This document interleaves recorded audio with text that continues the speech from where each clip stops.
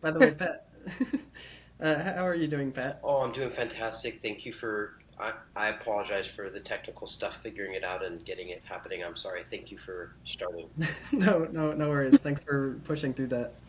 It's good to have you. Um, I can't see. I can see your Sophie's picture, but I have some sort of issue. Close out the Riverside route. I'm just trying to. Oh, okay. Got it. Got it. Great. Yay! Hi. Fantastic. Hello. Um, would you like me to introduce myself a little bit? Yes. Okay, to both you and the podcast, I guess. Um, I'm Sophie. I'm one of Colby's friends. This is my first time meeting his uncle Patrick. I'm I don't know. I'm excited to be here. I like talking. I think this will be a good fit. And if this goes well, then I wouldn't mind being on future podcast episodes. And I don't know, just happy to be here. Um, yeah, I guess that's all I can say. Not I can't think of else. No, it's great having you here. Thank you for joining, and you're always welcome. If there's anything you want to talk about, or if you enjoy doing the podcast, then yeah, All right, yeah, of thank you for inviting. course, it's a lot of fun talking with you. Yeah. I'm so honored to meet you. Let's. I got to hear such wonderful things about you, and yeah. So thank you for just what a chance to meet you. Thank you. Yeah, honestly, same with you. Like I've heard many things, all good. Um, so yeah, thank you for joining. It yeah. I don't know. I don't. I'm kind of nervous. I've never been on a podcast before, but it'll go. This is the only this is only the second podcast we've done, so I don't really know how to kick things off from here. But yeah, thanks for introducing yourself. And Sure. Does anyone have any ideas on how we can start off today? Well, I had the chance. Again, I've reiterated it twice already, but what a pleasure, Colby, too. Like the amount of work, just connecting, setting up last week. I really appreciate it. I really think this is a beautiful thing to be doing at this time. And so I just of really thank course, you for making this happen even today. Um, I think a great place to start would be like, because I got to listen to our first podcast and just review some of the things that we talked about in our first podcast. I thought was so good because you asked some great questions. We got to talk about a few things, and we even talked about description and closing. So I thought to just quickly revisit our first podcast, how it went, and I think that would be a great place to start. oh yeah, definitely. But, sorry, I want to kind of apologize because I rewatched the last podcast and I didn't realize I sounded like that. I kind of sound I sound a little boring. I'll be Well, honest. there's the perfect place to start right there because I got to listen to it too, and yeah, okay, perfect. Um, so I felt far from that. Like what I felt was total authenticity and newness. Even like you said, with learning how to talk more and debate and hearing your own voice, like the power of that as a training. When I was a junior monk in Thailand, they made us give talks once a year. They'd be like, you sit up and give a talk for everyone. People lose it; they get so nervous, and that's all they have to do is just sit up on a seat and, hey, well, I'm meditating, and it's really simple. But they just you get so nervous, and so learning how to talk is nothing different than dancing or anything. You just you and that's what's so beautiful is you watch from beginning to end the changes, and it's incredible. And I thought your questions, your care was so tangible that it was beyond beautiful. Like I mean, to me, that is the interest, that is the fascination, and yeah, I mean the way that you're used to seeing podcasts, people talk in a certain way, and it's glorified. But I thought it was incredible, especially for the first one. Yeah, it was rough for the first, but the first one. Yeah. Thank you. Thank you for that that summary. Um, and I want to say too, this is why I love you, Pat, for Sophie too. This is why I enjoy talking to him so much, is because you feel the sincerity, and he he doesn't take anything for granted. He always takes time to appreciate things, and that's what's so nice about Pat. He takes time to listen and understand where you're coming from, and I deeply appreciate that. So thank you. You know, this whole podcast is truly about lifting everybody. That's the whole goal of this like podcast. So why wouldn't it start with ourselves? And so often we're very self-critical. That's not bad per se. In fact, being self-critical and evaluation of yourself is a sign of great intelligence. But what's fascinating is from that self-critical mind, we rarely see the other side, which is just the adoration, care, support, and so it can get kind of lopsided. And then I know for me, I'm just for me, I remember seeing videos of me as a little kid talking in high school, and it hurt. I literally was just like in pain, total like, was that me? It hurt, and so I had to practice with it. I literally had to just watch myself and bear with it as I just blabbled on. I'm like, oh, geez. And then what happened was, it's like I learned how to love that little kid so much that was just trying to talk and learn and get attention and who knows what else. Like I fell in love with that little kid, and suddenly I'm like, yeah, he's kind of silly, kind of yeah, it's kind of whatever. But the care for that person got so much, and then somehow that changed in the way that I listened to myself and talked to myself. So going through that process of getting better at communication and loving the way that you communicate is a major theme of this whole podcast. Mm, that's wonderful. Would you guys want to hear the perspective of the first podcast episode from someone who was not in the first podcast episode? Oh yeah, definitely. Yes. I listened to the whole thing. I think it's really great. I mean, adding on to what Patrick said, it's very authentic, and I think that's really great. Like, I agree. I mean, I'll listen to podcasts, and it's feels almost scripted. It's a little rigid, and I don't know. It's not always something you want to listen to. It's like a TV show. It's like a movie, and you know that's not always the best thing, especially when we're talking about you know the things that you guys were talking about. And adding on to what Colby said, I don't think your voice is boring at all. I mean, it's just a voice. Everyone has one, and really not much you can do about it. But I don't know. I thought it was great.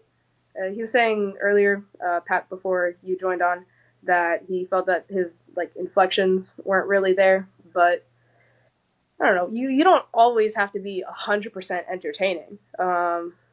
Is always my opinion. Like, oh, my voice was a little boring.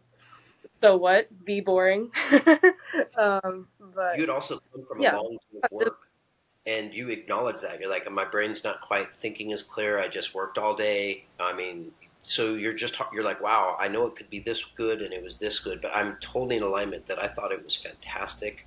It was authentic, and even that, you're like, I'm just a little, I'm not as sharp as I'd like to be. So let's set a time when I can be more present, so I can ask better questions and all that. I thought it was incredible.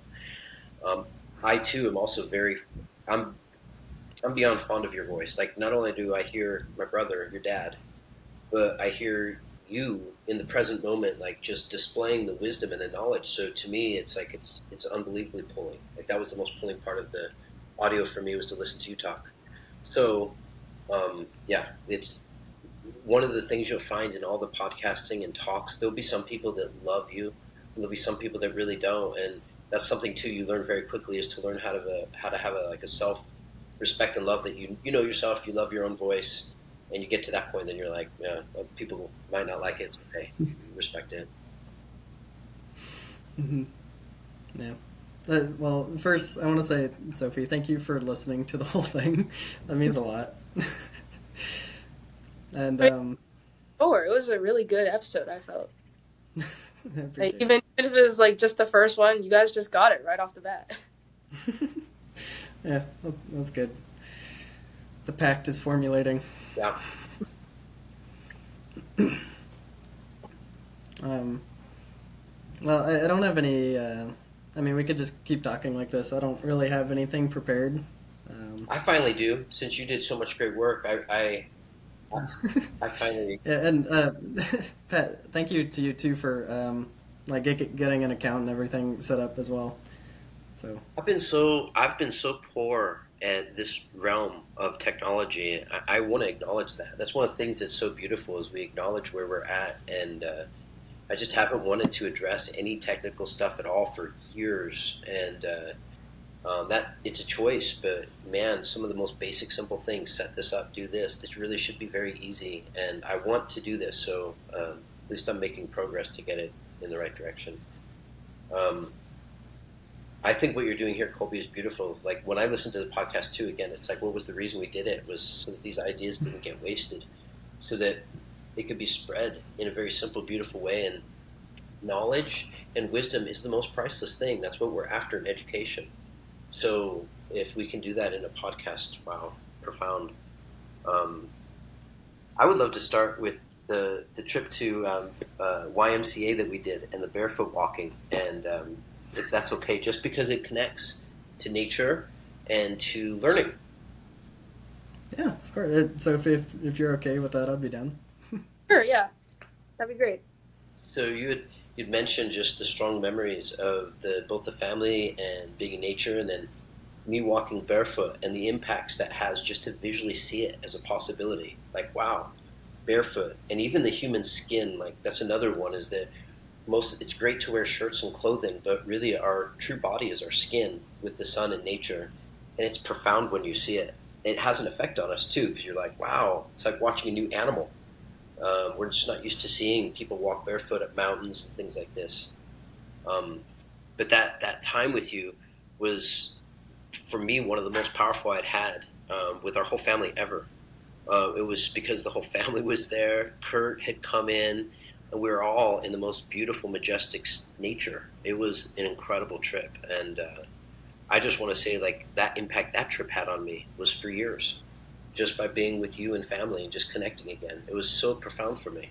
So yeah, I didn't get to share with you that aspect how it affected me being at that YMCA trip with you guys. Yeah.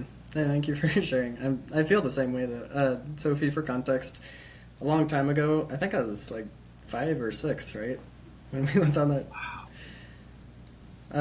But we went to Colorado, met with Pat and my dad's other brother, Kurt, and we went hiking up a mountain together. And Pat was walking barefoot, and it was just a nice experience we got to have together.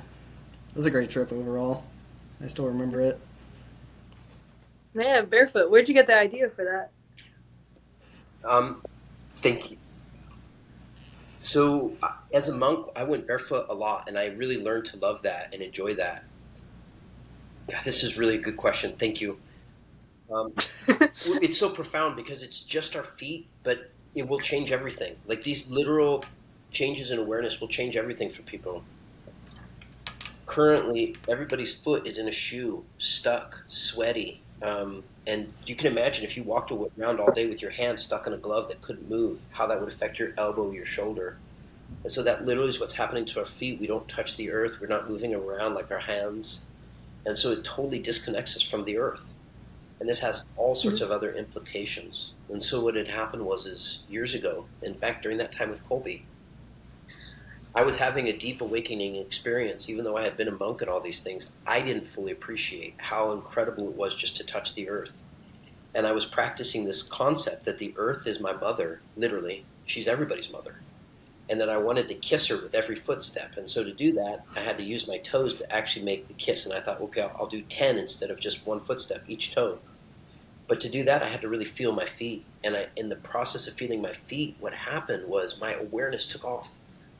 I started being able to talk with the animals and the trees, literally. Like, I know that sounds very strange, but that's what happens when you become like a human tree. You start touching the earth so much. You start having these interactions with nature that's so profound, and it becomes your personal experience. And so then I became obsessed with going barefoot everywhere. So then walking up the mountain, it was a challenge, but I'm like, I'm going to walk up the mountain. I had shoes on me if I needed them. And then I went to North Dakota and I stayed the same thing. So I tried to walk all year, even in the snow, in barefoot. I'd have shoes with me when I went into a building, but I tried to go quick. I even started playing tennis barefoot for the same reason, is to keep that constant pressure of feet on the ground.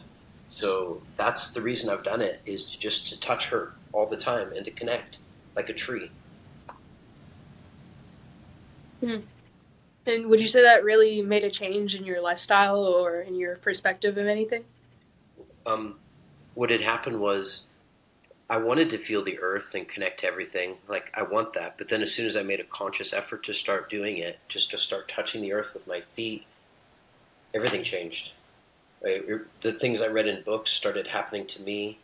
Um, I could feel like I don't even know what I could literally feel different things that I had never had access to, or bigger awarenesses, and it makes sense because I literally feel like I'm a human being, I'm myself, but I'm touching both the earth and my head is up to the sky, and I'm just acknowledging that touch and feeling it as compared to being numb or not being aware of it. The opposite, like I'm aware of it. So then it's just that awareness took off into other realms, and so it changed my whole life.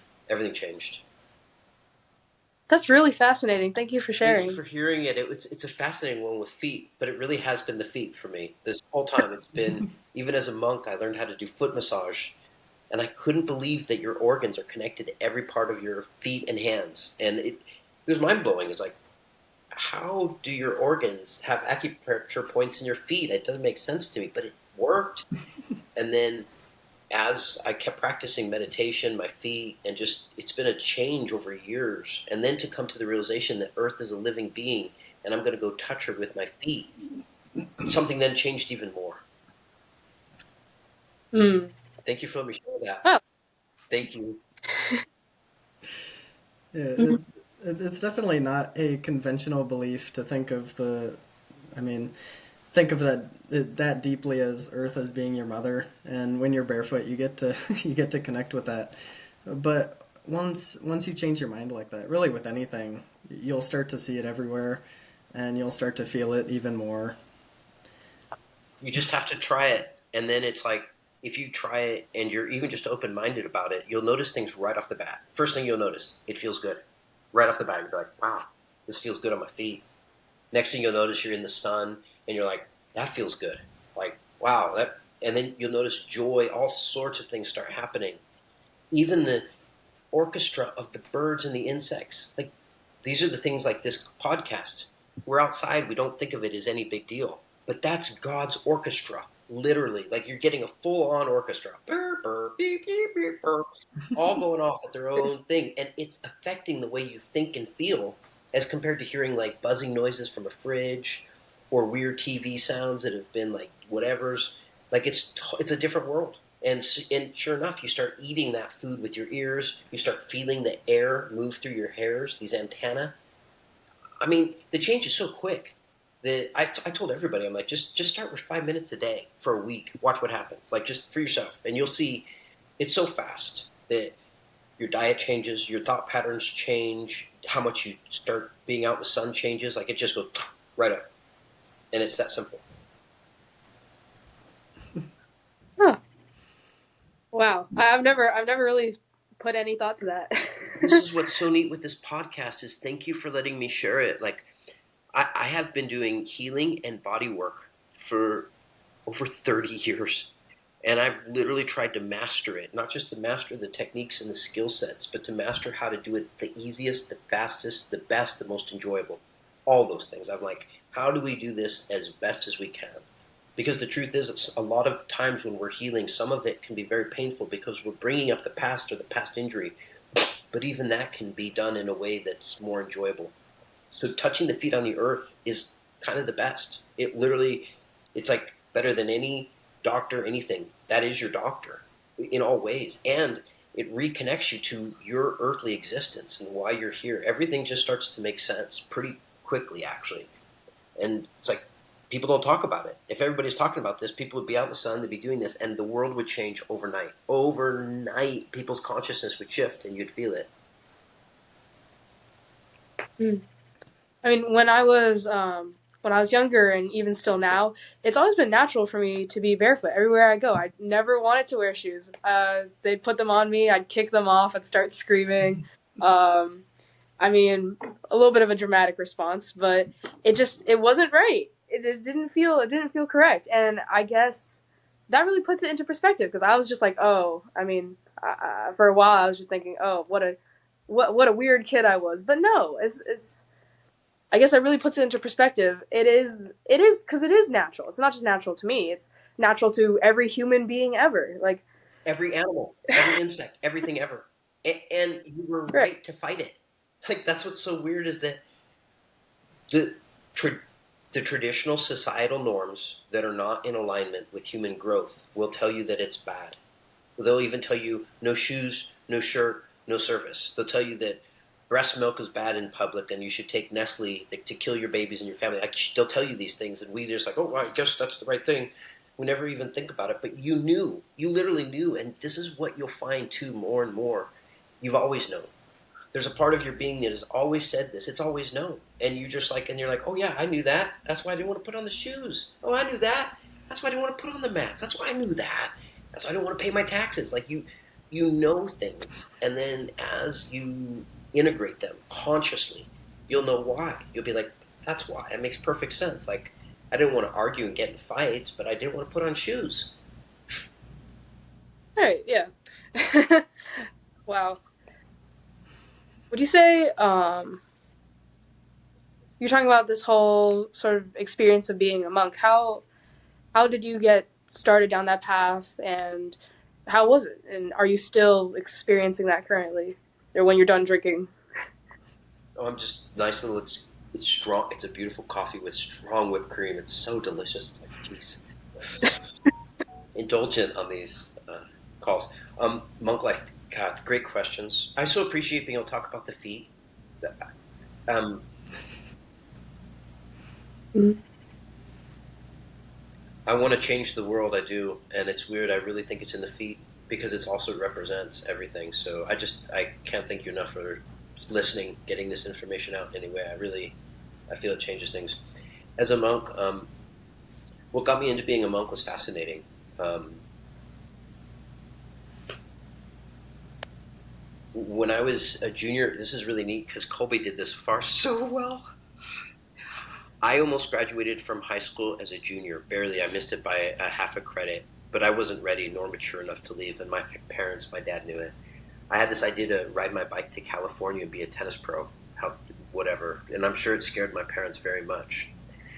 And then Mhm. during that summer, I really got into book reading, esoteric. I did get into cannabis, and immediately I saw through like the system and where I was going, at least for me. And I went right into basically meditation, yeah, unknowingly. That's the thing too, is I knew it, but I didn't know it. It just was like happening for me, but I didn't understand what was going on. And so this is what happened. I went to a theater with my dad called Aladdin. I had just gotten back from a tennis trip, and my father knew that I was playing with marijuana and a few things, and he had to talk to me like, you can't do this. And I agreed, like, okay, I'm under the house, I won't do any of these things. And he took me to Aladdin, and the whole movie, all I could think of was if I had three wishes, what would I wish for? And this is what I was thinking at that 17 years old age. I want to be fully enlightened. That was my first wish. My next wish is I want everybody to be fully awakened and enlightened. And then I was like, wow, if I could really get those two wishes, what else is there to wish for? I couldn't believe I got it so simple. And then as I'm sitting in the theater, I felt this kind of hit in my head, and these words came out of my mind, just my mind. It was, it's going to happen. It's just a matter of time. And I'm like, whoa. And I'm sitting there in the theater, and next thing you know, I start seeing what we would call auras around people in the theater. I just see these like white, just kind of like a light shining off the person. And this happened for my dad. So I'm looking at my dad. I'm like, wow, Dad, you've got this white light. He thought I had taken drugs because it's kind of weird to be in a theater and be like, your son's like, hey, Dad, I see this white light. And it's like, um, I didn't know what was going on. I just was like, whoa. And I was in a very incredible state of just joy. Like, wow, what a beautiful wish. And wow, it's going to happen, I guess, or something. I don't know what that means, but wow, that's inspiring. It was just after that that somehow I got directed to a monastery in Denver. And then just after that, I was going to the monastery in Thailand. So I would say what happened was as soon as I had that inner desire, that inner wish, then it's like, okay, if you really want that, we got to make this available to you. So you got to go be a monk first. You got to go figure out yourself. You're a little messed up. So we got to take you to Thailand, take you out of the world. You're kind of screwed up right now. You're very violent, angry, and just not right in the head. So we're gonna pull you out of society, give you some downtime to reflect on yourself, meditate, get it figured out, and then yeah. Well, later on we might bring you back, but right now you need some downtime. So I think that's really what it was. Wow. Jeez, I don't know how to react. I don't know what to say. I've never heard of anything like that before. Or I've heard of Aladdin. I'm just saying I haven't heard of that sort of experience. I haven't had many of those. Like many of the monk friends have just like the most amazing angel things and this, and to be honest, I've never really had much of that. So that's why it stood out. That's why I shared it, is because I haven't had many in my whole life that were these changers. And the reason the Aladdin movie stood out to me was because it was after that all these other changes started happening so fast. Like it was literally just like change after change, and I people are like, "Were you courageous to go to Thailand at 17 for a one-way ticket to the monastery?" And I look at it now, and I'm like, "That's amazing." But back then, it wasn't. It was like, "That's what I have to do this." Like I have to do this now. I, Back then, I had thought that the world was going to end through a nuclear war because of all the. Sorry, I was just saying that back then I went to a high school event and they really tried to fear scare us about nuclear war and atom bombs, and it just made it real clear that there's a lot of that stuff going on, and it was very scary to me. And I thought, wow, our world's not going to make it. And so I did have this unbelievable urgency to try to figure out enlightenment as quick as I could. And as I went as a monk, that was it. It's like, if we're going to all die, I need to get enlightened. I made that wish. I want to know enlightenment, so I'll go be a monk and try to get enlightened, whatever that even means. And I'm not even saying I know what that means now, but that was the goal. And then sometime as a monk, what had happened was I really did feel connected to everybody. Like I did, I'm myself, but I felt the human connection, not just to humans, but to plants and insects and animals. I felt it, and I'm like, I don't want to be separate from that. I want to be connected to it and just do my best. And so that's really the time I left my monk life, basically. Hmm. Pat, I have a question for you, if you Oh, don't mind. please. So, as you're talking about thinking of the earth as your mother, being able to connect with those around you, and becoming enlightened, do you think we were ever like that at any point in time, Yes. like prehistoric? Why do you think we diverged from that? Thank you for these incredible questions. The word enlightenment is to enlighten, bring light to. It's already in us. That's the craziest part. Literally, the genetics are in us, the intelligence is in us, the light spheres, the chakras, it's all in us. You could say that it's been damaged. You could say that there's even sayings that the original meaning of sin was damage. And it's very clear on this earth, aside from radioactive damage, all sorts of damages, like we've been severely damaged as a species. Even our intellect, there's certain groups of people that say our intellect should be perfect. There's a lot of things that should be perfect, but we're not like that right now. We're really damaged. And so um, I'm not sure where I was going with that. Can you ask the question again? That's perfect. Why did we diverge from being connected at one point? Why? I One of the neat things in answering any of these questions, I'll give my best answer, but I also just want to fully acknowledge if I really don't know why. I really feel like I'm in a very strong searching stage myself right now for some questions about things I'm really not understanding, but I desperately want to, and that desire is good. Why? There seems to be many whys. Um, I am very aware that there is something called pure evil and an antagonistic force. That's what Satan means, the antagonist, but an anti-force. I'm aware of this. Also, the downgrade in genetics. Like I don't understand. Like if it's just part of a schooling. Like this Earth is like a schooling. Quite literally, we're in a school here, and in this particular school, there's birth, old age, sickness. There's these different things that we learn from. And interesting enough, like there's many other realms too. When you pass, you don't just die and go into one place forever. In either direction, it doesn't work like that. There's movement, there's flow, there's awareness, and so why has there been a downgrade?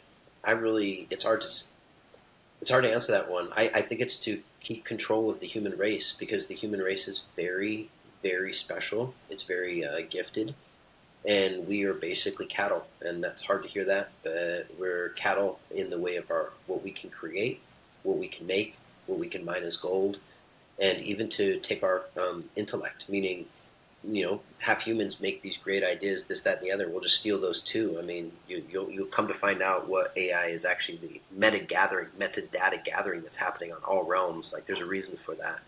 So, I think that a lot of the breakdown is to make us weak, so that we can't fight. And you'd be like, well, why do that? Well, this is war, so it's break down everything, break down family, break down connections, divide men and women, divide your DNA. It's like been a constant breakdown. So what's happened is that the strong have had to get super strong. Super strong physically, super strong emotionally, super strong mentally to endure this onslaught. So we have to use this degeneration or downfall to our advantage. And the way we use it to our advantage is this. If we believe that originality or perfect paradigm is already within us, or God connection or Christ consciousness, basically it's already in you, it's just not active. And then we work to activate that within ourselves. Activate, and that includes kindness, care, love, empathy, all these great feelings. We activate it in ourselves, and then through that, we literally change our consciousness, our vibration, and then we receive whole different thoughts and ideas that we didn't even receive back when we were more on an ego plane. So that's the work of each person. It's just to keep building that.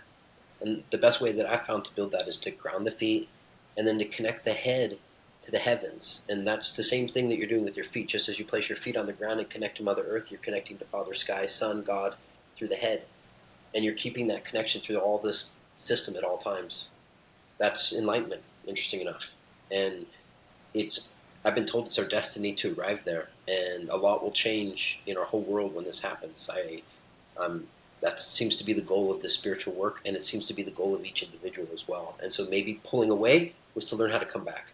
I don't know, like why did it happen in the first place? I don't know. There's my long answer. Yeah, no, that's great. Thank you for answering that.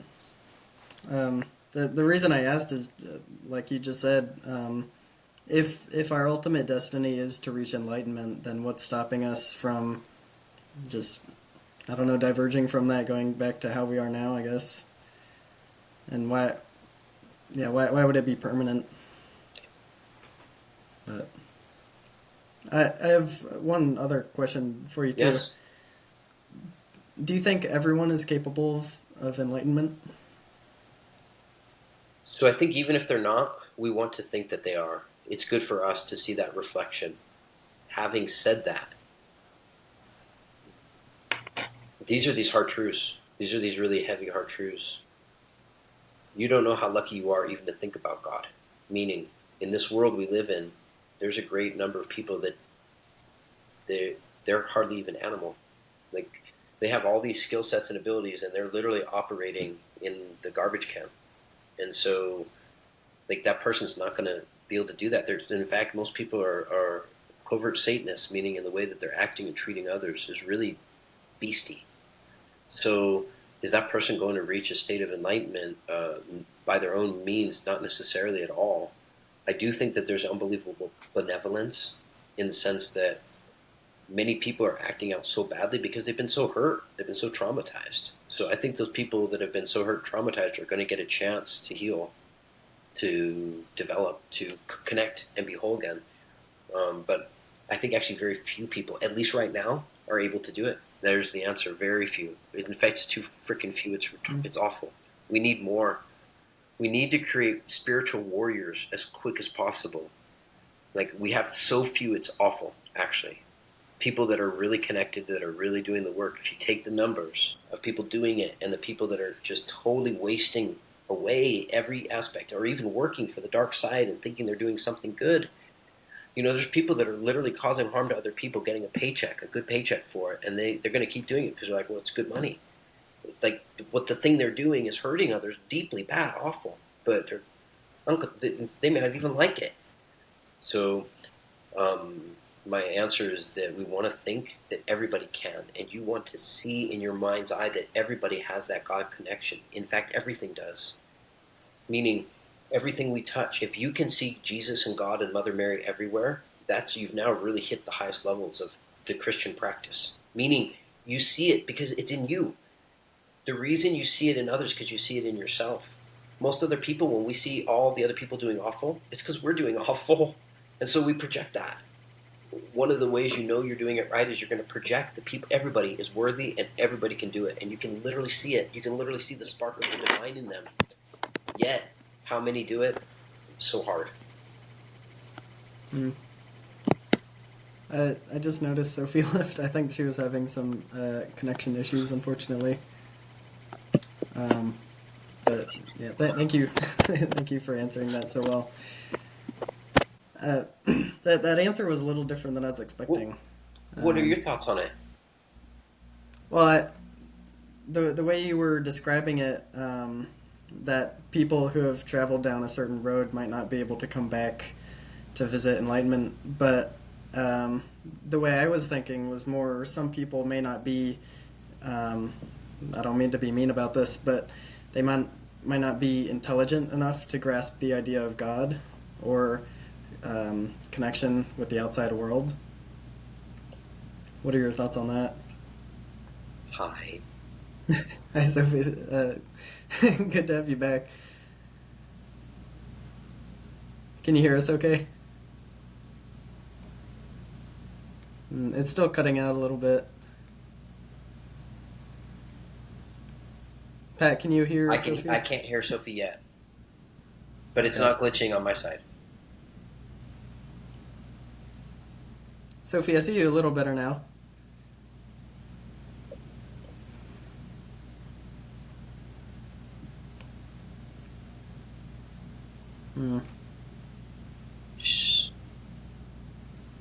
See, it seems like the loading isn't doing too well.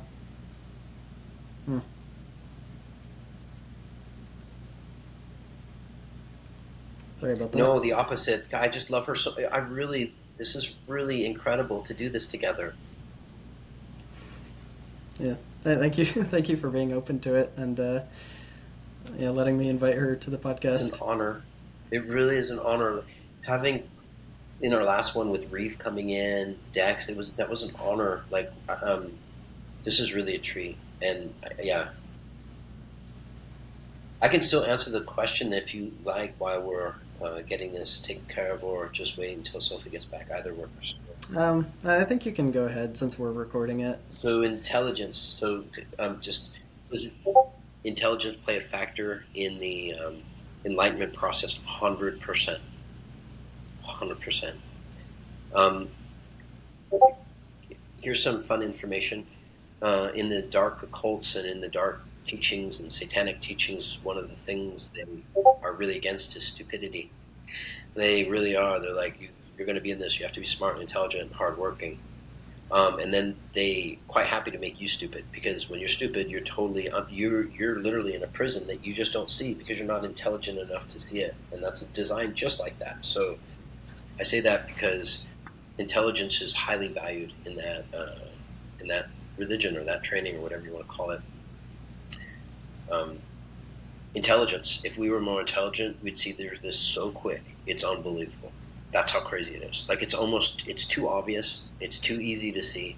When the body mind heals, the simplest way to say it is if you were to leave a prison, literally a prison, step out and experience life in another way with other lovely souls and saints, and then come back into the prison, you're like, this is a prison. It's like, I don't care what you're telling me. I know it because I've been over here and it ain't like that. We don't have these guards. We don't have these controls. We don't have it. So what is this and why is it here? It's too obvious. And so that's the whole thing, is that I think if people can heal, they'll know these things for themselves. You can both learn it, get intuition, and know it for yourself, all of them. But when the body and mind is so dumb, retarded, not healed, then it literally, like, it sometimes is the zombie beast. That's how awful this is too, is that these people that are controlling others, they want the zombie to control. It's that bad. It's really not good. And so we want to wake up. Oh, Okay, man. We missed you. I think I'm back. I'm not sure. I think I'm all right now though. Can you guys hear and see me all right? Yes. Yes, Okay. perfectly. Whew. All right. Sorry for The interrupting opposite. with all No, my tech issues. It's just you are perfectly fine. yeah. All right. Continue. Thanks for coming back. Yes, it wasn't the same without you. Ah. No, probably not. But um okay. What have we talked about anything else? We were Pat was just continuing to talk about enlightenment, and uh, one of the routes we went down was how intelligence played a role in becoming enlightened and becoming connected with those around you, Hmm. Yeah. and Okay. how some people are trained to, like, smart people are trained to not think for themselves, if I'm interpreting that correctly, and they're um, I don't know, they're just a vessel to control, I guess. Well, I think that depends on what you consider a smart person. I mean, you could just be talking about general intelligence. I mean, I think maybe what you guys were talking about is, a public school system, maybe, compulsory school educated person who may not have a more realistic view on what they've been learning because, there is a sort of ulterior motive between teaching certain things and not teaching certain things. But I definitely agree with that. Yeah, sure. If that's what you guys were talking about. I don't know. I don't know if that actually relates to anything you guys were talking about. I mean, that does play into it too. The one I was thinking was more just the intelligence you're born with, sort of like IQ, thinking ability, but Mm-hmm. also what you're taught. What excuse me, what you're taught also plays a huge role. So So, what was the final thought? Was it if you're smarter, it's easier to be enlightened or believe in God or whatnot, or is it sort of the opposite of that? I believe so, that being more intelligent can make it a lot easier to um, to see things through that light. Um, and that if you aren't, I don't know, Pat. Pat, would you like to Yeah, describe it? yeah, I would actually. Um, I got a few aspects that fit in very well with this. So there's whole methods of full enlightenment just through wisdom, and they work very, very well. They're just tried paths. Do this, think this way, open your mind. Like it's almost too profound. What we are literally in the enlightenment age, where enlightenment can take place through the consciousness, the will. In past, a lot of routines and religious organizations and all sorts of things have been done to basically get you to a point where you can have certain thoughts or certain trainings or certain things like this. And so, what I noticed as a monk when we talk about intelligence too, because that's a fascinating thing. Obviously, we have IQ, we have emotional intelligence, we have all sorts of intelligences. In the monastery, what I would notice is the Thai monks did live a much more simple life. At least many of them, when I had gotten there, they farming this, that, and the other, and so they didn't have a lot of the distractions and the confusions that the Western monks had with books and this and that. And so, in some ways, it was actually easier for them to meditate, to get peaceful, for sure. But when it got to the higher stages of consciousness and understanding, they didn't necessarily even understand what's going on. They could just be like, oh, it's peaceful, it's this. And the way that Ajahn Chah described it is that the Western mind is much more like a mansion. But sometimes that mansion can be very dirty. It's going to take a lot of time to clean, it's going to take a lot of time to make it right, but it is a mansion, so it's going to have a lot of capability. I see that very much like the intellect. The stronger the intellect is, it has more capability. It can do way more. Um, Yet, with that same capability comes great price or responsibility because you can also use that intellect in the most heinous way. So that's where it's a fascinating little thing. And is that intelligent to use your great intellect or wisdom or IQ to cause death and destruction? I mean, how intelligent is that? It's super dumb. So the whole concept of what is intelligence is kind of fascinating in that range. Yet I can tell you for sure that it seems to me it just makes sense. The best training to do is do them all. And don't you want to do the trainings that work the quickest, that make the most sense, that are logical? It makes sense. Like, why not do it that way? And so because those ways already, it is about intelligence, actually. It's flat out about intelligence. You need to comprehend and understand and use some features, and then boop, boop, boop, you just kind of change the way you see things very quickly. Yeah, Have you either of you heard of Rudolf Steiner? No. I don't think so. Wow. Can I talk briefly about Rudolf Steiner? Sure. Go ahead. Okay, this is fun. Thank you for this. I'll see if I can keep this not just short, but This is Uncle Pat geeking out. it's fun because there's so many things that connect with this. It's really neat. So Rudolf Steiner um, uh, is a Rosicrucian. It's a type of practice, Gnostic Christian practices, and he was alive from like 1880s to 1920s. So he was back over 100 years ago now. He created what are called the Waldorf schools. He was so beyond his time. It's incredible, actually. When I listen to him now, he was speaking in such a clear way. It's magic. It's amazing. And the amount of books he wrote, 300 some books. He taught people how to plant, every aspect of like living. He was one of the most amazing. Well, I come to find out that, and I did not know this, that Nazi Germany used most of his wisdom, insights, techniques, and all that for their own regime. I did not know that. Like, it was just recently, I'm like, but it makes total sense. He was a forerunner in thought and wisdom, and he was literally like a forerunner, like just a. And so they could just take this. And the reason I didn't know that is I didn't know there's any association. But yeah, now it's like, wow, it makes total sense. And so I wanted to. Why do you say it makes sense to you? What makes sense is that when great people create great works, everybody's going to use them. People that want to do good use it. People that want to do bad use it. It's just a matter of how it's going to be used. But he was a forerunner in almost everything. Actually, he knew how to do things, and he showed it, and then made it happen too. And and then the interesting piece with this is this. So I started just like you guys don't know of Rudolf Steiner. If we knew of these people, just knew them in our minds, like wow, that Rudolf Steiner. There's certain people that have done certain things that are really beyond profound. And so what they do is the sources that don't want you to know about Rudolf Steiner, then they'll create something like Rudolph the Red-Nosed Reindeer. So when you hear Rudolph, the first thing you're like, oh, Rudolph the Red-Nosed Reindeer. You're like, oh, Rudolph the Red-Nosed Reindeer. Even with all the art, like it's fascinating. And you think, why would they do that? So they totally transform the concept of Santa Claus, Santa, Satan, all sorts of things. They put it through Coca-Cola, like a whole Coca-Cola connection, and then they run it through, and they use this name so much that any time we connect with Rudolph, if you say Rudolph, people are like, what's the first thing you think of? Rudolph the Red-Nosed Reindeer. It just kind of comes in.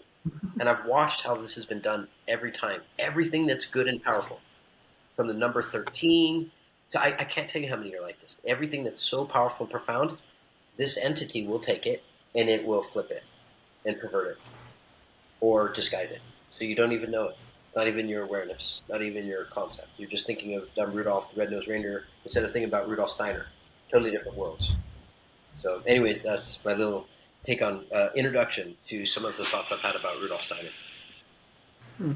And the reason they disguise it like that is so that other people can't use it to their advantage. Just you don't even know about it. They just cover the news media, the internet, the coloring, the books. They get your awareness on the little fuzzy ball, and then you lose like a saint because you're not focusing. You're just like, oh, I'm just going to play with this Rudolph ball and get presents for people with this thing that comes down the chimney, and like it's like what? And this is made a whole big deal of, like this whole Christmas thing. Like I can't believe how big Christmas is in people's mind, consciousness, sales, commerce, everything. And here it is. If we had 1/10 that energy of Rudolf Steiner, the whole world would be different. It'd be overnight. It wouldn't even be the same because we'd be doing a lot of things so differently. So yeah, the way it is, it's just distraction. Shift you to something that's stupid and unimportant and makes you dumb because you're watching something dumb, as compared to put your mind on something like Nikola Tesla or Yogananda. There's so many of them. they'll change your mind quickly. So it's a way to keep humanity down. Yeah. I have a question for you Mhm. too, and this is more hypothetical. Um, so if we were all enlightened and that was the ultimate destiny, going back to that again, then we wouldn't would we feel the need to progress as a society or just as humanity overall? Because I feel like all the conflict we've had has that's been the driving force to make our lives better and create technology as we know it. So what I'm wondering is if we were all enlightened and life would be so much more pleasurable than it is now, then um, why would we innovate? And is it a bad thing if we stop innovating? I'd love to answer that. Um, I don't. I think the wars and all the destruction has consistently just destroyed humanity, its growth. I really think we're living in like almost barbaric dark ages compared to having like connections with the stars, other beings, things that are kind of almost hard to imagine right now. Just because we're being shown such silliness and such stupidity, we're like, wow, healing beds exist or space travel exists. Like we're being really kept in a state of war and fear. Look, I mean, this. Look at how much war is just propagated. Oh, there's Russia, there's China, there's this, there's that. We're going to war on virus, war on drugs, war on war. We're living in such a world of war, and it's really hard to build anything in war. We're just so strong as humans. We just have this will, like this literally God will within us. We're going to live and survive and build families. Can you imagine if they didn't have the destruction? Can you imagine if you didn't have to walk around and worry that your stuff was going to be stolen at any time? Like it was always safe. No one, people just don't steal. That's how it was in the monastery. No one stole anything. It was incredible. Like, I can't tell you how joyful you're like you have your doors open. You don't even think about it. No one's going to steal. So I think people would advance at such a fast rate when the basic morality is established actually. And when I say everybody enlightened, there's phases of it. There's different stages of enlightened, and I'm sure it goes into some things I can't even dream of right now. But the first stages of this enlightenment is to see that we're a whole world and we're connected, and that what's happening to your brother and sister around the world is actually happening to you. You actually can feel it as a human being, as a species. It's not separate from you. It's a different person for sure, but it's actually a reflection of you as a person, as a human, and so it does affect us. And I'm not saying to take on everybody else's stuff by any means, but what I am saying is that to have that concern and that connection with others, that's kind of enlightenment. And it almost sounds too simple, like that's enlightenment, but it kind of is. It's that whole awareness. And anybody can have that with a high intellect or low intellect. To have that awareness of the connection is a major stage of the enlightenment. We need to declare war on war. 100%.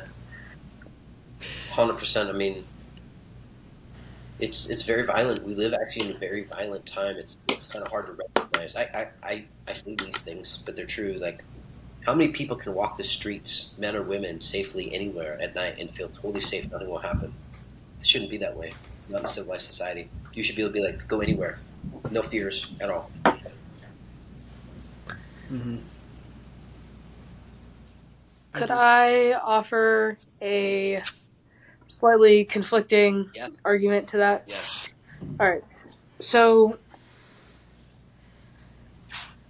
I'd say, and I wasn't there, but I'd say since probably humans began existing and talking to each other and creating societies, that there's been at least a hint of sort of unsafeness or uncertainty, and there's never quite been a time with no crime, no war, um, these sort of negative things that you're describing, this sort of violence.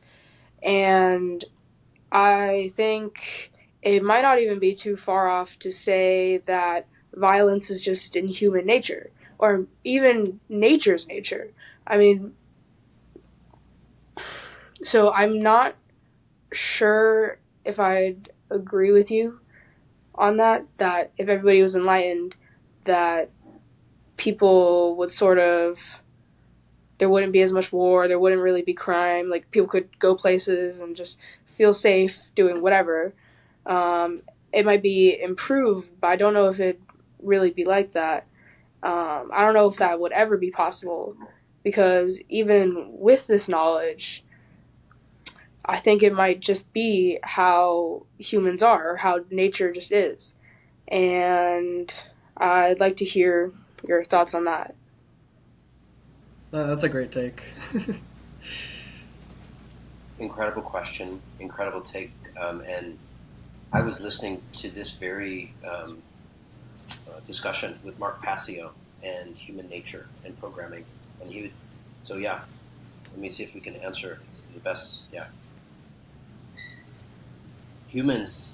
The way that Mark Passio describes the human is that we're programmed like a computer. We have many other features to us, but from youth up, we're programmed.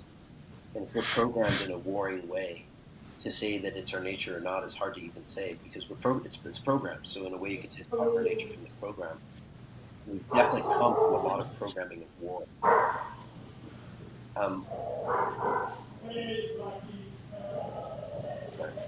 Um, with the programming of war, will it ever be that way or will it ever be different? The answer is that's what we should strive toward. Like um, we see the fighting in the homes, we see the fighting on the TV, we see the fighting in the communities. Like these, I'm not saying these shouldn't be there, but in a certain level of awareness, enlightenment, society, they're not there. And if we had people that actually cared for us, were actually the leaders, like the brain leaders, they would create systems where this just as right now, what happens. They'd create systems that it wouldn't happen. And so you wouldn't even have to be enlightened. You just have to be following somebody that actually is benevolent and cares. Interesting enough, because that's what we've been lied to about. Like we've been told that the government is benevolent or this is benevolent, but the truth is it's never been benevolent. That's the problem. So I don't actually think that warring ever has to be like this forever. And I also think this earth that we're living on, when I say it's temporary, like it might be fighting and violence here, but it doesn't mean that necessarily somewhere else. And so um, in this environment we're in right now, the level of war and fighting is immense. We've become almost numb to it. If you think about it, it's on every TV show, it's everywhere, and that's why we think, oh, it's just nature, it's human programming, because we're so accustomed to it. We're like, we don't think it could be any other way. But I guarantee that as soon as it shifted, we'd be like, we're never going back to that. Like that's the hood, where you don't know if you're going to be shot or whatever, and yeah, you can manage, but it's a hard living as compared to living where there's basic morality, and that basic morality is a level of enlightenment. And I know I have to believe it's possible, or I wouldn't aim for it. Hmm. By the way, Sophie, did you know you're muted?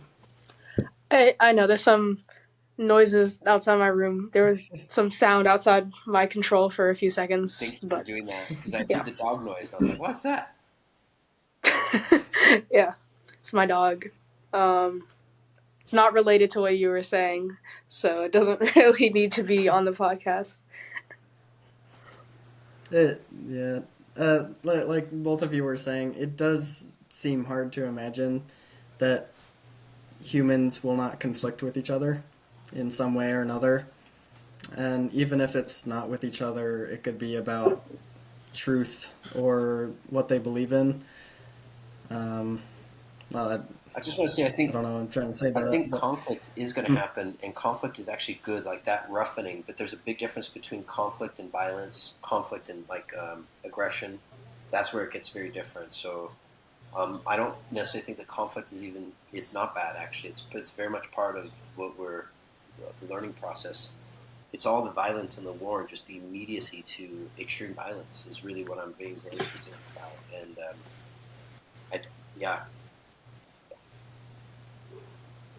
yeah. definitely, it can Thank make you. you stronger. Wars and violence can make you stronger, but that's actually each individual. Meaning, there's a lot of people that get hit by this stuff and they just go down the dirt. They lose it. They become homeless. So don't think that like heavy-handed living makes you enlightened. Actually, heavy-handed living like beats you down, and not a lot get through it. But some do. Some do. But I imagine a system. I know it already exists because Yogananda created it. Rudolf Steiner created it. Many teachers have already created it and shown how to do it. Where you teach outside, you do this, you do this. Like it works, both physical health, mental health, the development of families, communities, all of it. So it's already been developed. It's just not being used as much as we need. Mm. Yeah. I don't know why I just started saying but I think this episode we've been talking a lot about enlightenment, mostly from a sort of Buddhist or religious stance.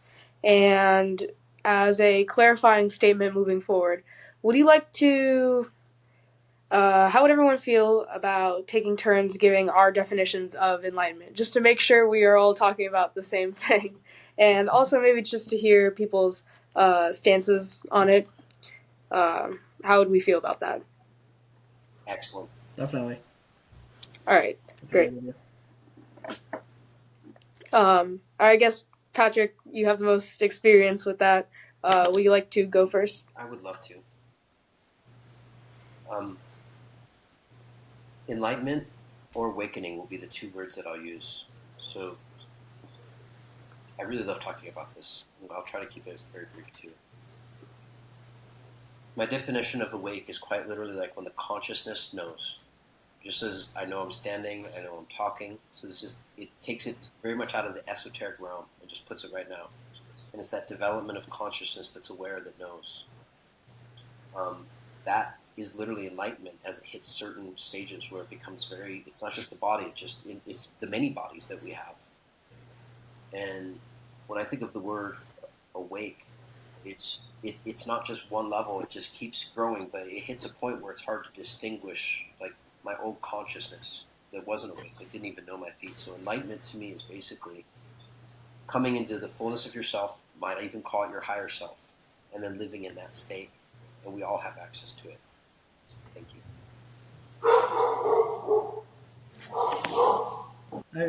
I could go next. Um, I, so I don't really have a definition for enlightenment, and it keeps changing the more I learn. But I I definitely don't see it as like you are enlightened or you are not enlightened. It's it's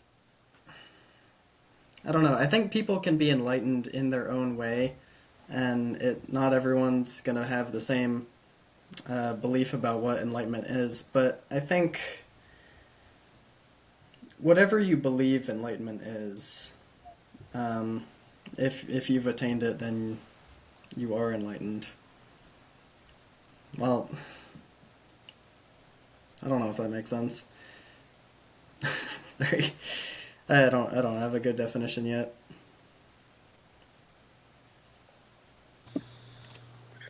Um, is that your you're done? Like that's your definition or your ideas on that? Yeah, my lack of a definition. Or yeah, that's fine though. That's fine. I guess that's what this is for. We're all learning as we go, learning as we speak.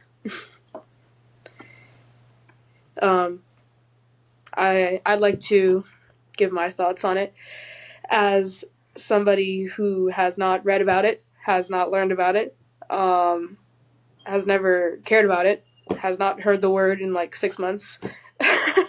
So actually, probably not the person to be talking about it.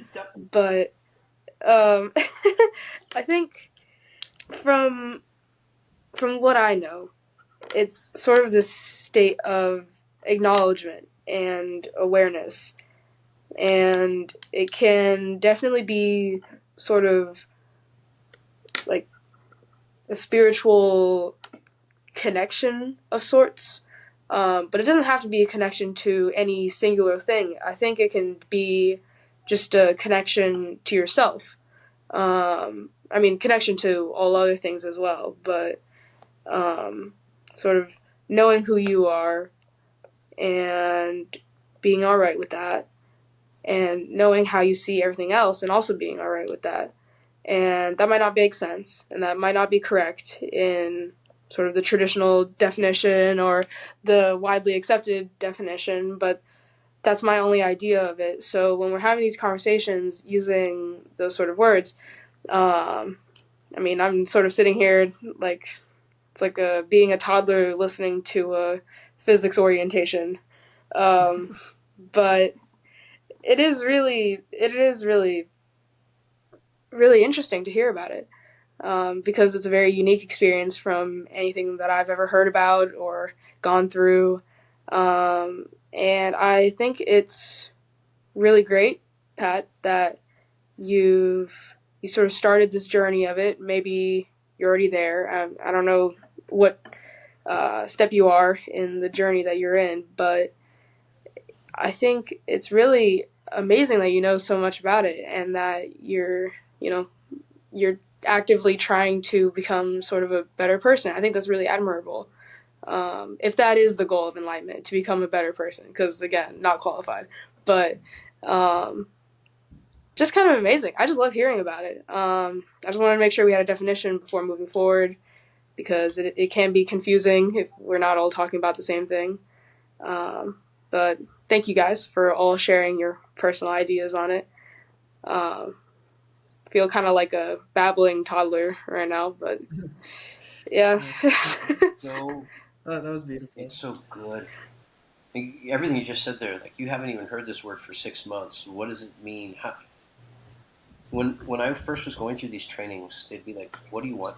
And I'd be sitting back and be like, what do I want?" It took me a while. Literally, I had to think, well, what do I want? And for me, it didn't necessarily come up what I didn't want, but a lot of people could ask that question, and the first thing will come up, well, I don't want this, and I want this. Immediate. That's their immediate response to someone saying, what do you want? And I learned that what you want to get to is you know instantly what you want. Instantly. So I say, what do you want? I want, and I've trained this in myself now to be clear. And this could be something as simple as I want to have great connections. I want to love. I want to support. I want to have finances. Whatever it is, like I'm very clear. But to be very clear what you want, I had to train that. Just asking about what awakening or enlightenment is an incredible question because it makes you ask, what is it? Um, for the longest time, I wanted to make it non-mystical because they're like, oh, meditation, enlightenment, it's this thing that's like out there, it's this wooey thing. And so over time, what I've really tried to do is I make it so super practical that it's kind of obvious what it is, and it's like awakening. Enlightenment is awakening. It's awakening, literally the awakening to your consciousness, to your subconsciousness, to your feet, to the things around you, to the atoms. It's awakening, and it isn't. There's no. It's a process, and so where I'm at in this process is humbled because sure enough, the more you awake, the more you realize how little you know. It's this kind of like this. The more you go down this path, the more you think, "Oh, I know," and you do. You clearly know more, but yet the scope gets even bigger. The playing field gets even bigger. And you're like, wow, that's pretty big. And it gets bigger and bigger. So, but you do know that the awakening process is happening because you can see it in the way you think. You can see that your actions have changed. You can see the way that you speak have changed. Things will literally shift in the awakening process. So it's good to think of it as a journey anyways. And I'm sure there's milestones we hit for sure. And they have names to these and stuff. But just to want to go down the process of awakening, and naturally, it's to be good and avoid evil. But the truth is, we're going down the process of awakening because it's the most amazing process to take. Everything you could ever want in this world, like those things are great, but they're temporary. They're temporary. Everything here rises, passes, houses, money, everything. But this connection you have to your soul, to your center, like that goes everywhere. So if you get that one thing, you'll get it all. You get not only the one thing, but you get everything else in the world. And so it's the aim to take. And that doesn't mean to avoid other things like business and life. But if we can make it a central focus in our life to know what awakening is and to go down that, that's the best path. That's why I'm teaching it. Thank you for listening about it. Meaning just to be like, what are these words? Enlighten, awaken. And it's incredible that you ask because it's so easy for me to say them and not really realize like, well, what does that actually mean? What am I saying? What am I conveying? Beautiful. Hmm. Thank you. Thank you. That was a brilliant question too. I agree with Pat. Okay, I, so I think we've been talking for a while. um, does yeah. anyone Well, we have can. any other things they'd like to bring up? Oh, Pat has Um. disappeared. Oh, never mind. Well, I always try to think of things as existing or not existing in reality, and enlightenment is something I think it's just something that we do that we gave a name to, and it doesn't. I'm not entirely sure how to put this, but like you say, a, a forest does not exist. It's just a collection of trees. I feel like I can say the same thing about enlightenment. Is that it's not something that exists. It's maybe just a way of thinking. That's a really good way of thinking about it because I think I guess one way you could put it is it's a forest never stops growing. There's no boundaries to a forest, and there will always be new trees. There will always be trees sort of decaying and then feeding the earth to give birth to new trees. And the forest grows and grows, and there's really no stopping it.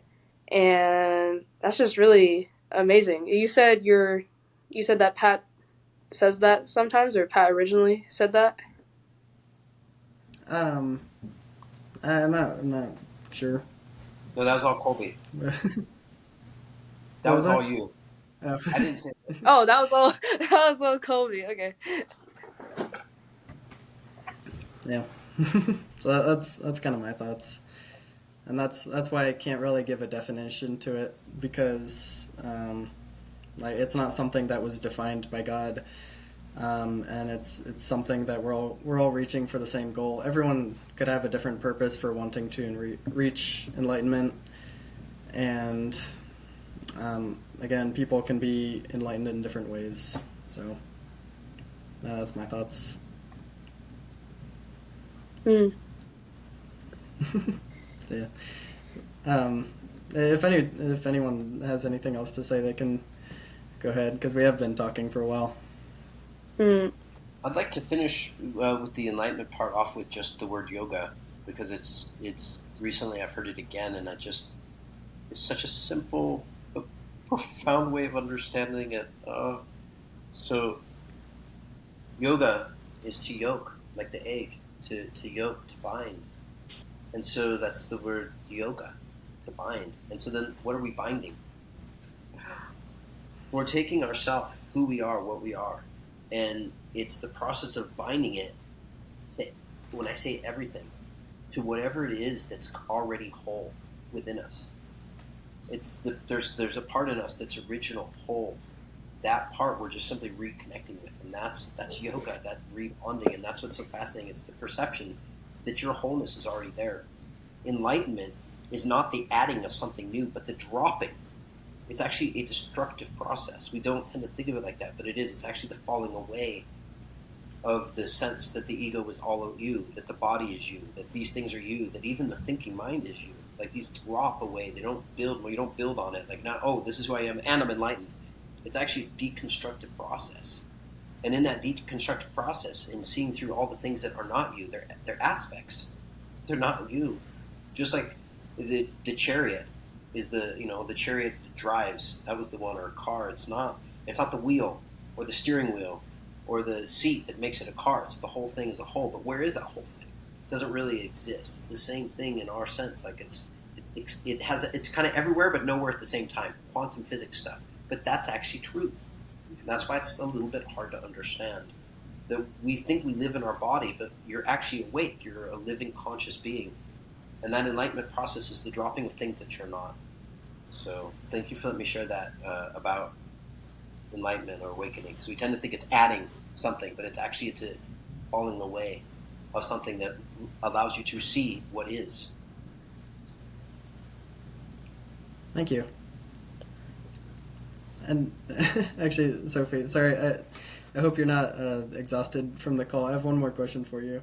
No, not exhausted or anything. Just uh, mind blown. I need to go be stupid for a few hours now. Yeah, this can be a lot to take in, and that's how I feel sometimes too. uh, Just talking with Pat because he has so much experience. yeah, Yeah, is that all right if I ask you something? Ask Patrick or ask me? Ask you. Oh, sure. So, I can't remember if it was last time we were on the phone, but you were saying you don't completely believe in things outside the mind or the physical realm. Am I saying that correctly? Um, Yeah. pretty much. Yeah, sure. Do you remember that? Right.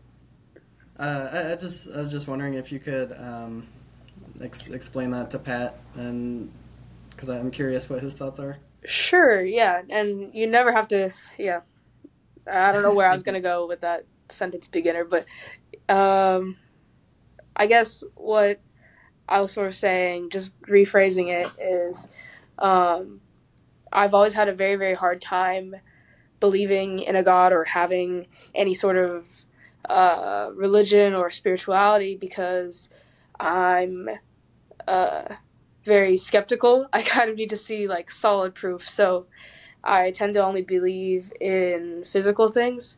So actually, there was this one time I was a kid, and well, Pat doesn't know this, but I grew up in China, and one of my first times ever coming to the United States, we went to Pennsylvania, which is my dad's sort of home place. But we went to this church, and he was telling me, this is where people pray to God. I'd never really heard of that before, or maybe I had, just not in English, definitely. But and I was sitting there, and I was like, okay.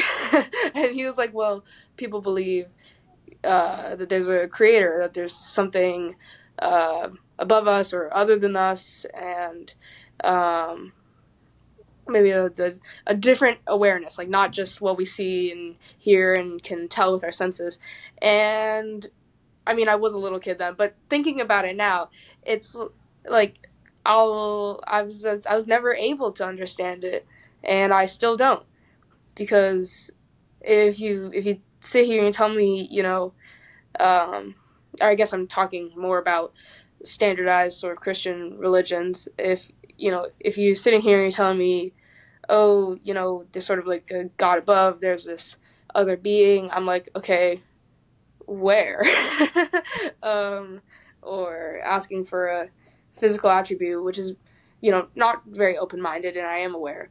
Um, but it's just physically sort of impossible for me, or for very hard for me right now. Um, and I am very open minded to it. I mean, I'd be willing to change my mind if it really did, but I'm not going to sit here and be like, and pretend that, my mind has been Exactly. changed, because that kind of subverts the whole purpose of it, the whole goal. Hmm. But yeah, that's what I was saying, is sort of, um, I have a hard time praying or doing these sort of, you know, things, because I just can't I can't believe it. And uh it's I don't know. It's, I don't know. That makes total sense. Yeah, Would it be okay if I share some of my thoughts on God as well? sure. Uh, so yeah, I don't believe in God in the traditional way, like you were saying. There's a creator, and it breathed life into all of us. And I'm not saying that I believe in God either, but God could be many things. And if I were to believe in God, this is probably how I would think of it. Is the well, life. Life could have spawned God in a way, and the connection between life is what we're describing as God. God is not the thing that created life or created the earth and the sun, but rather it emerged from what was already there, and it's just our pathway to connecting with things around us.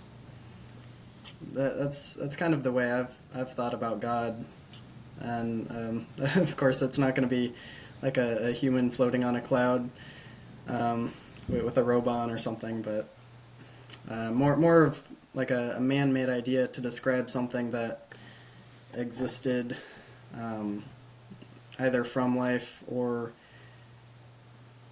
could have created life. I'm not sure. Mm. Yeah. That's a really interesting perspective. That sort of Thank you. God is a form of life, I guess. Would you say that I put that well? Or Yeah, it could be. I'm really not sure, but thank you for listening. yeah, yeah, of course. Uh, And the huh? discussion too from, or sorry, were you gonna say something, Sophie? No, sorry. I was, no, you're good. I was just gonna say that this discussion about God and what's real in the world came about from discussing kind of how the brain worked, right? We were saying that Right. you could never. It's impossible to know what someone is thinking, even if you can see exactly what's happening inside their brain. You know the Oh position of yeah. every single atom and all the chemistry of how it works and what neurons are firing, but there's no way to interpret that because the person inside that mind is the only one who understands what they're thinking. And it's I've seen things like dream readers where they take a scan of your mind while you're sleeping and try to pull out images from it. But the only way that's possible is by doing some test before that to say, okay, think of a car, and then they understand what that brainwave looks like. And then they say, okay, think of a dog, think of a plane, and they can understand, okay, when this neuron fires, they're thinking of a dog, and that's how they can interpret the dream. But without that initial testing, it would be completely impossible. At least that's my stance.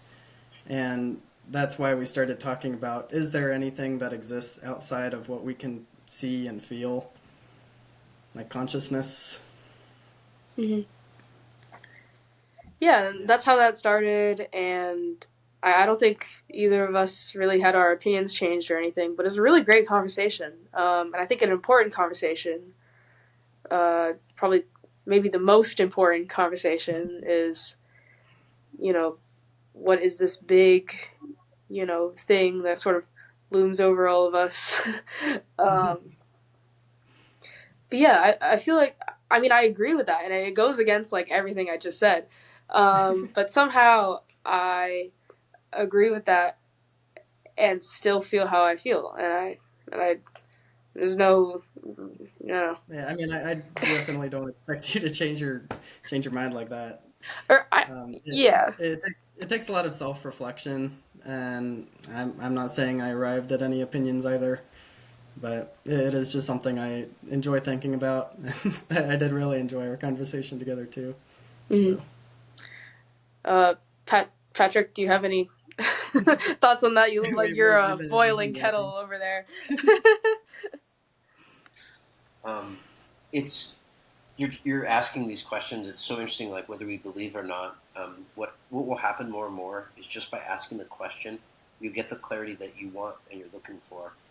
And so don't even think about it whether you believe in it or not. Like um, there's a lot of things we believe in that is really pretty silly, and there's a lot of things we don't believe in that we really should. So it's like our belief has to kind of just change. The fact that you're even open to learning and enjoying learning is the biggest thing, and to have these type of conversations.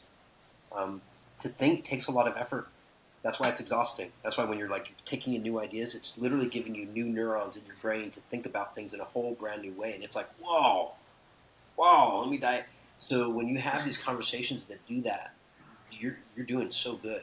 So that's maybe most of the goal of this type of conversation is to stimulate the thought process about what could this be. Um, simply said, in my experience, I love making it very very simple.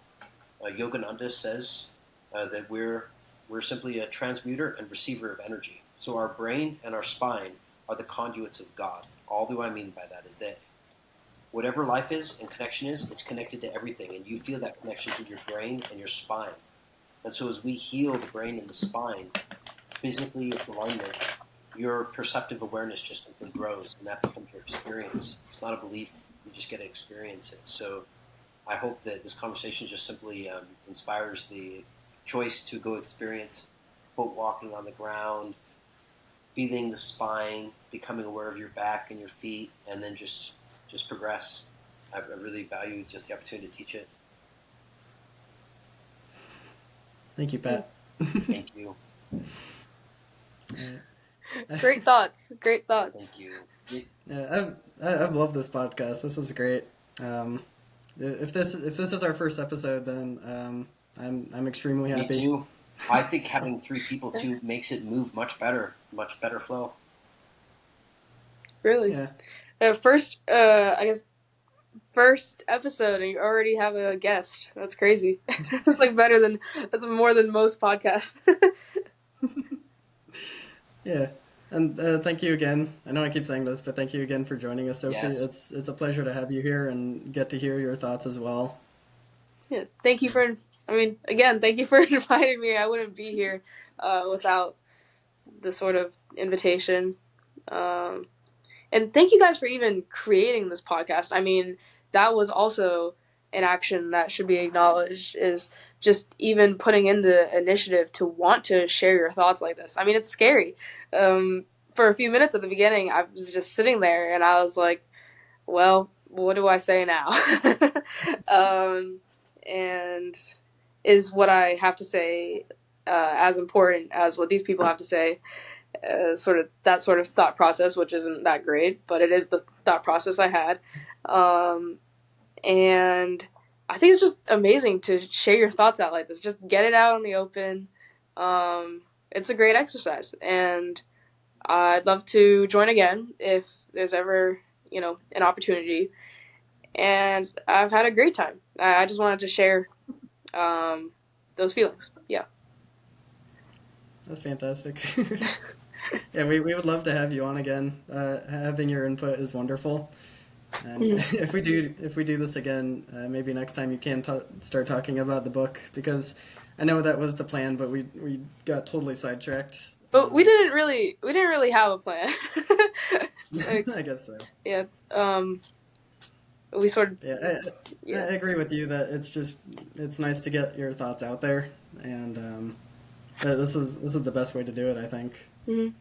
And I think it is best that it stays conversational like this. I mean, the book will come up if the book will come up. I guess is the best way to say it. It's if if the conversation goes there, it can feel unnatural to kind of come on and immediately be like, okay, let's talk about this.